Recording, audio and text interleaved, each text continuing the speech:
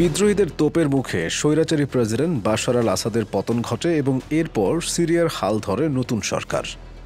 এর মাধ্যমে দেশটিতে উল্লেখযোগ্য কিছু পরিবর্তনের হাওয়া বইছে।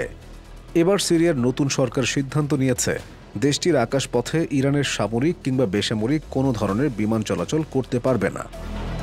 22 ডিসেম্বর রবিবার ইসরায়েলি সংবাদ মাধ্যম ওয়াল্লার এক প্রতিবেদনে এই তথ্য জানানো হয়েছে। সংবাদ মাধ্যমটির প্রতিবেদনে উল্লেখ করা হয়েছে, এই সিদ্ধান্ত হিজবুল্লাহর সামরিক সক্ষমতা পুনর্গঠনকে উল্লেখযোগ্যভাবে বাধাগ্রস্ত করবে। সিরিয়ার কার্যত নতুন নেতা আহমেদ আল শারা সম্প্রতি এক সাক্ষাৎকারে বলেছেন, ইরানের আঞ্চলিক প্রভাব প্রেসিডেন্ট বাশার আল আসাদের পতনের পর থেকে অনেকটা কমে গেছে। শারা সুন্নি ইসলামপন্থী বিদ্রোহী গ্রুপ হায়াত আল তাহরির শাম HTS প্রধান। তার নেতৃত্বেই চলতি মাসের শুরুর দিকে এক আকস্মিক হামলায় দ্রুততম সময়ের মধ্যে আসাদ সরকারের পতন ঘটে।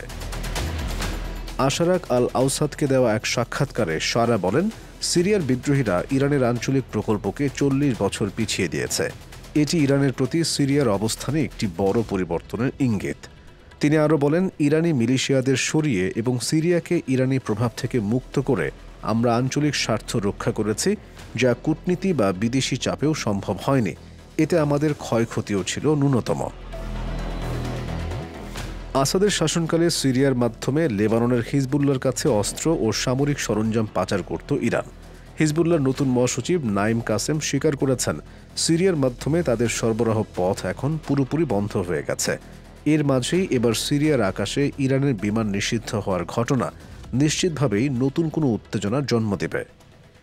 এদিকে তুরস্কের পররাষ্ট্রমন্ত্রী হাকান ফিদ 22 ডিসেম্বর রবিবার দামেস্কে সিরিয়ার নতুন নেতা আহমেদ আল শারার সঙ্গে বৈঠক করেছেন। এই বৈঠকে দেশটির রাজনৈতিক পরিবর্তন ও যুদ্ধবিধ্বস্ত সিরিয়ার পুনর্গঠনে সহায়তার প্রতিশ্রুতি দেন ফিদান।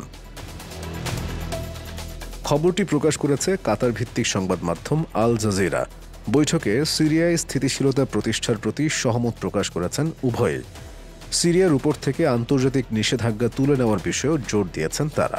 এক যৌথ সংবাদ সম্মেলনে ফিদান বলেন, তুরস্ক আপনার পাশে থাকবে। আশা করি সিরিয়ার অন্ধকার দিনগুলো শেষ হয়েছে এবং সামনে শুভ দিন অপেক্ষা করছে। আন্তর্জাতিক নিষেধাজ্ঞা দ্রুত তুলে নেওয়ার আহ্বান জানিয়ে তিনি বলেছেন, সিরিয়াকে ঘুরে দাঁড়াতে ও বাস্তুচ্যুত মানুষদের ফেরাতে আন্তর্জাতিক সম্প্রদায়কে সক্রিয় হতে হবে।